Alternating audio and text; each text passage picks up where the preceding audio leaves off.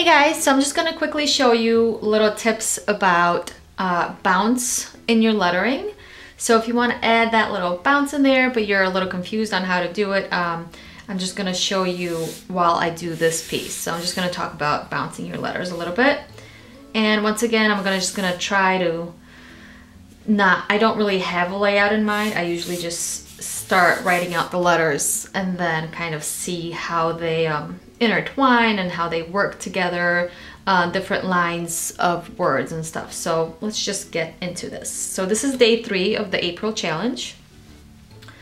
And today's phrase is, "We are all beginners in the beginning." So it's a little bit long.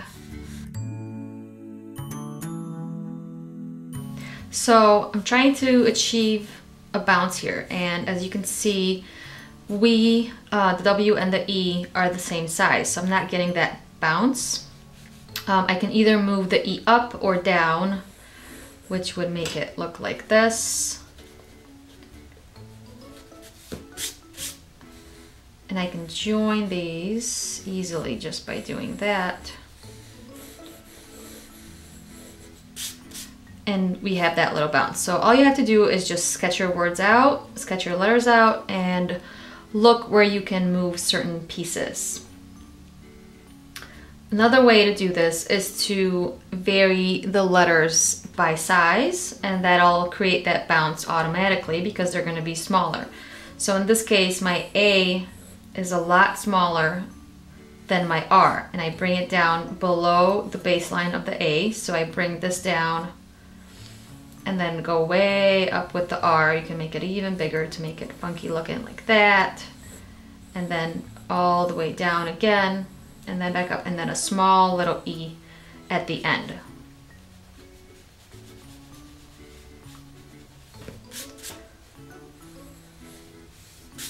So you can do it this way. I don't like how this is connecting here, so I'm just gonna do it like that.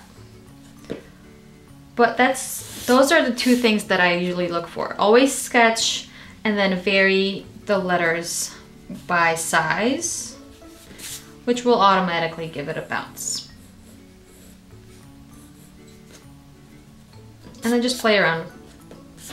That's the beauty of using the pencil. And I think I'm just gonna bring this R down a little bit because it's gonna get cut off here if I rip this page out. So we'll do this.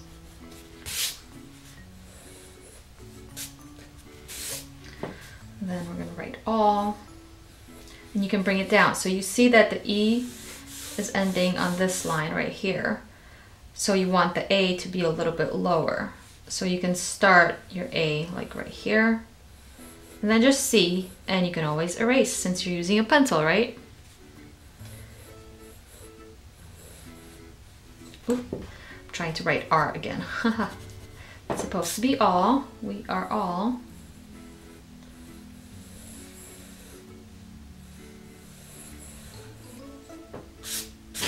So again, I'm gonna do the A and then bring it down. And then for the second L, I'm gonna go down even lower, or I can go higher and then bring this one lower instead. So we can try that. Since this one's, you're gonna see this variation here. So it's gonna be high, and then low. So always look at the baseline, and then always keep in mind the top line as well.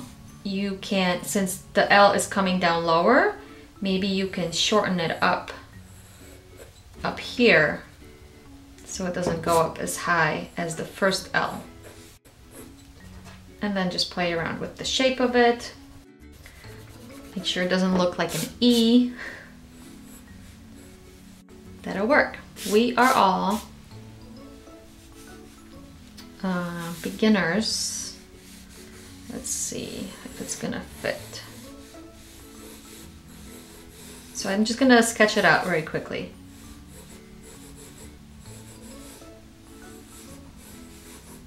Just to see how much space I need, if it fits. And this kind of works, so I'll just go from here. And my B is fitting nicely here with the W. It's gonna be right in front of the W, but not kind of overwhelming it where it's gonna feel like this is the first word you're supposed to read. So you still wanna make sure that we is gonna be the first word people see.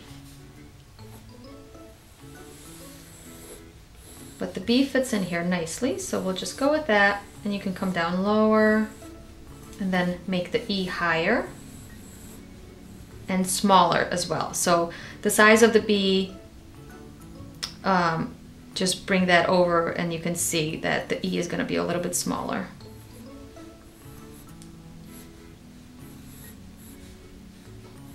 And then to bounce the G a little bit, you can make it bigger or taller. So you can extend it up a little bit more. And then however you choose to loop it up here, I usually just go out and down. And this is automatically gonna create that bounce since you're going down way lower than all the other letters.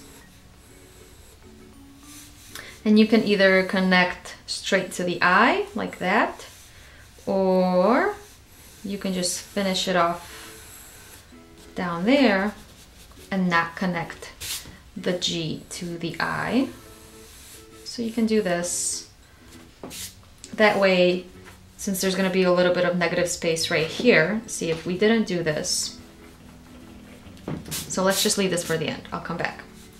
So let's continue with the I. Let's not connect it to the G right now. Let's just kind of pick it up over here. And you can do it a little bit lower since the I is going to have the little dot above it. That'll extend it. So the G is right here. Think of it straight line across your page. So the G ends right here. So you can bring the I a little bit lower and then up. And then this little dot will fill in that empty space right here.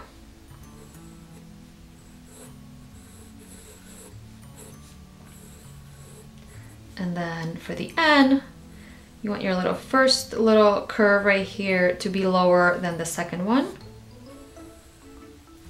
And since we have the R coming down low and the E going high, you want to do the opposite or kind of the same thing on the bottom. So you want to bring this low and then this a little bit higher to fill in that gap.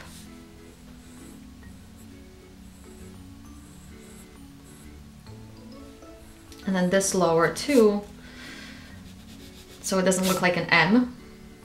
So do it lower. And then you can bring this higher, watch this line.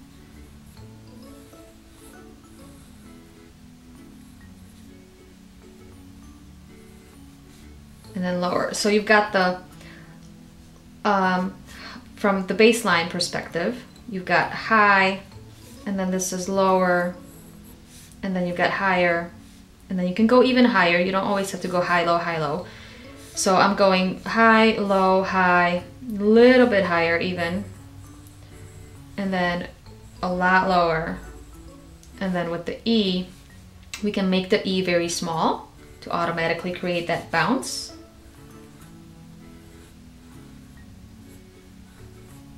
And then we can again make the R bigger, the loop right here, to fill in this space over here.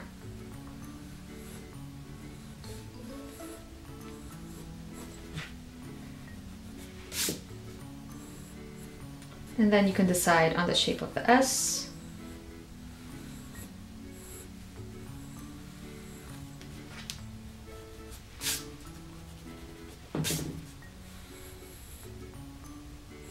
Can loop it this way or up. Maybe we'll go down since this one's going up. So with the R, with the G, you can see, you can easily connect it to the I just like that and just leave it like that. Or you can go down and kind of maybe make a little swirl right there, do a little flourish to kind of fill in this space between the ends. So we can easily do that. And there's still kind of this empty space right here that I don't really like. And we can always come back to that later. see what else we can work with. But you can easily just make the G a little bit bigger. That way, make this bigger. And there we go. That filled it up a little bit nicer. Or you can switch out these. You can always make the W smaller and the E bigger. That way you can fill up the space more. But I think this is good enough. So it says, we are all beginners in the beginning. So we still got a lot more. We might not fit it all in here. But we'll make the in the smaller.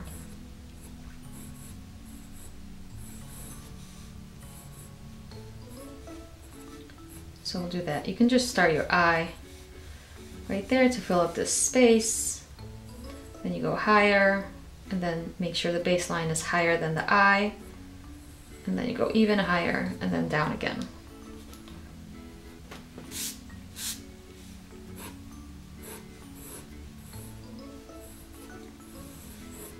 And you got this space here, so you can make the T smaller and then the H really big to fill in this space.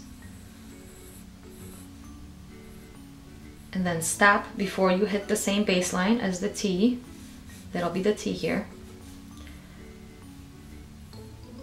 And then go back up to create your H, and then you can go down even lower and then back up for the E, and you can make the E bigger or the same size, just higher, but I'll make it bigger.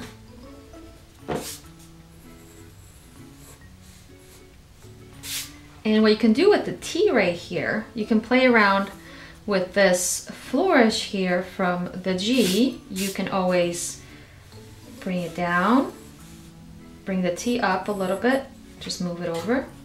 And then you can bring the flourish of the G and make that into a T, the crossbar for the T. Or you can just leave it the way you had it before. So with the power of the pencil, we can change the whole idea over here, because you can easily erase it and always go back. So that's why I always tell you guys to use the pencil, because it's so easy to create these beautiful layouts without sacrificing hundreds of sheets of paper and ink and markers and, well, money, because those cost a lot of money. Pencils are a lot cheaper. So you can leave this. I think I'll leave this. This will be my little example of ligatures. So we'll do that. Just change the E a little bit. All right, so now we're gonna sketch beginning. So we are all beginners in the beginning. And you can see I got space here, I got space here, and it's gonna be B's again. I really don't like when that happens, when there's like two of the same letter right on top of each other, because it's kind of, I don't know, I just don't like it. But we can move it here and then make beginning really small, or we can make it really big, or we can even change the style. We can do like a different style, but I'm just gonna keep it the same. So I'm just gonna sketch it out again to see how it's gonna fit.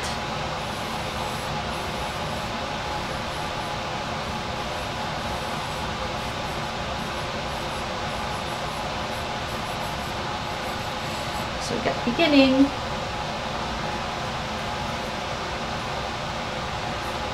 We can shorten it up and fit the B right here. I think I'm gonna try that. So we're gonna do the B right here. So you gotta kind of follow the same letters because it's almost the same word. So it's very similar. So just kind of try to copy it, the bounce style. But I got my B here. I filled up this empty space very nicely. So I'm very happy with this part.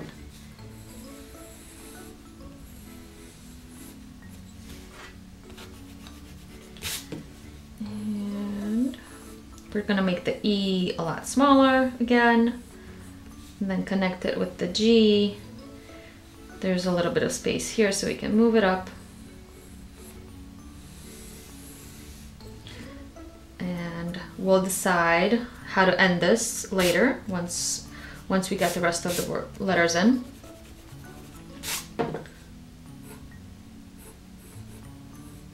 See, and now this is in the way, so we gotta make this smaller. And we can come up here. Make sure you fit all your letters. I think they're getting a little bit bigger, so I gotta keep moving them.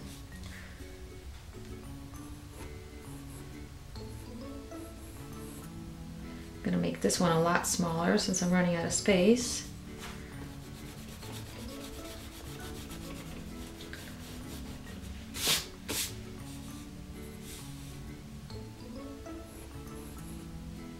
Make the I a lot smaller as well. And then a bigger N.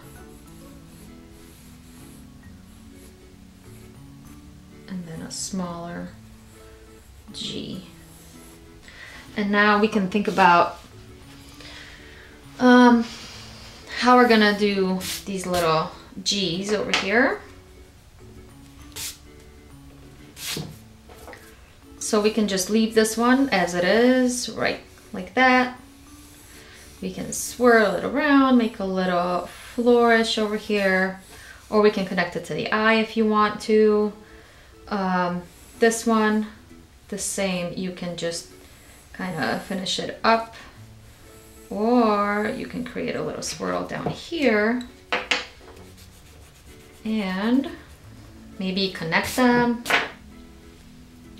Whatever you want to do, just play around and kind of find your style. I kind of like swirls in my letters, so maybe we'll do something like this and bring it up a little bit. It looks weird.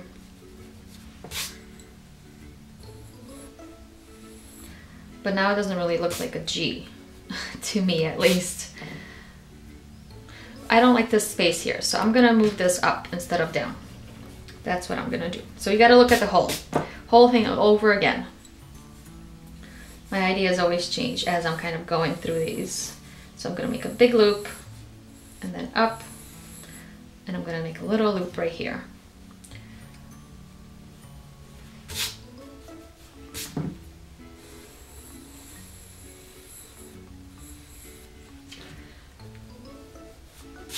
Yep, here we go. So our space is filled nicely here. There's nice filling over here too, that little transition between the G and the T. And right here, this empty space was filled in nicely. And I really don't like this still, so I can easily move the W. Make this a little bit higher, just a little bit, and then bring this way lower. And that's just enough for me to be happy with this layout. So we're done. Now I'm just gonna ink it and you guys will get to see the finished piece. So when you guys practice your bounce lettering, just make sure you keep the top line in mind and then the base line, and try to go up, down, up, down, up, down. Always vary them, or up, down, up, down, and then really down, or just kind of vary them. Make sure no letter is exactly on the same line. Also vary the sizes. So like in here, the I is a lot smaller than the ends on the sides, and that automatically gives it that bounce because it's so much smaller. So try those 2 tips and let me know if there's anything else I can help you with when it comes to bounce lettering. But this is the basics, so start here. Always start with a pencil and lots of erasers and paper, just regular paper, because as you saw, I was changing up a lot of letters as I was going. So this doesn't just like automatically happen. There's a lot of erasing, a lot of moving around, a lot of fixing letters, and just making sure they all fit nicely together. All right, so I'm gonna use just some India ink and my favorite aqua brush. And I don't put the ink inside. I used to put it inside, and that's why it's stained and it's clogged too, because I'm really bad with cleaning my brushes. I always just have to have kids in the house, so I'm always doing a little bit of something and then I leave the brush and I walk away and then come back the next day and it's all dried and just broken. So make sure if you put ink inside, just to wash it out every couple of days completely. Make sure it's completely washed out and cleared out, so it doesn't clog your brush, because these are awesome. All right, so let's get started. And I want them to be a little chunky, so I'm using the medium brush.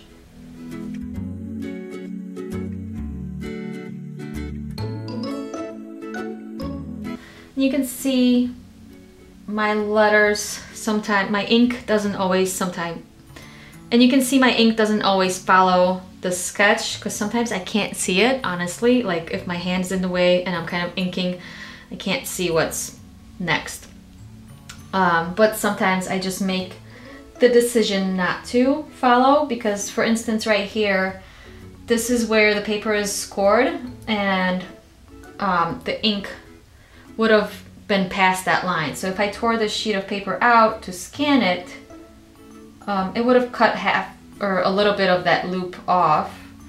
So I just shortened it up a little bit. No big deal. And I don't like how this came out, so I'm just gonna try to fix it. And it's harder when you've got like this right here. It's higher than the W because now I can't just put my finger, this bottom of my finger on the page because I will smudge all of the W. So I gotta kind of lift it or just wait till it's dry.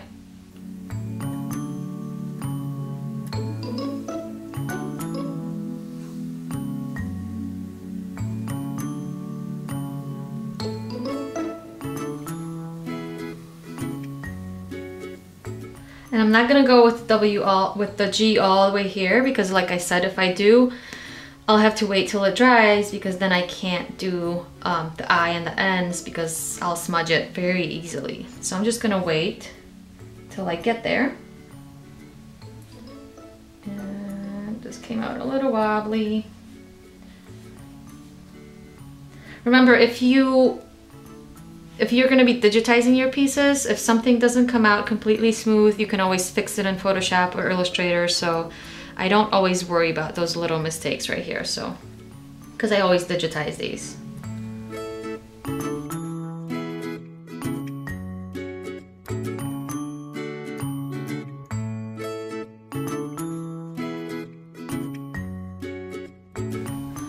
This is gonna be a little bit tough again because I already did these, so you could always wait on those and do them later on.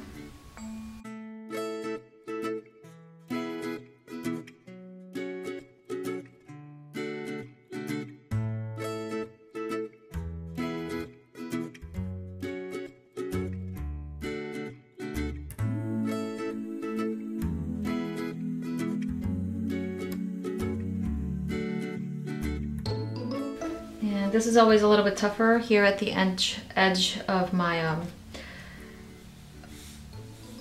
pad because my hand just is gonna want to drop. So I gotta be very careful.